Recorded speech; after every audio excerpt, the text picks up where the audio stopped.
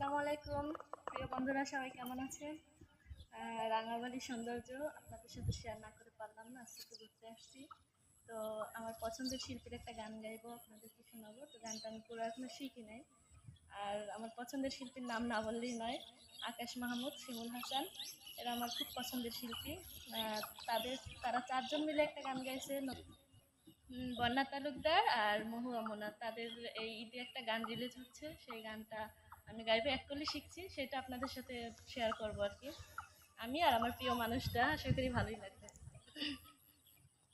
আমার কাজলা পাখি রে, আমার শখের কৈতর রে, তোমায় নিয়া উড়াল দেব টাগুর হাওরে। পাখি রে, আমার সুখের কৈতর রে, তোমায় নিয়া উড়াল দেব টাগুর হাওরে। আমার কাজলা পাখি রে, আমার সুখের কৈতর রে, তোমায় নিয়া উড়াল দিব এই হাওরে।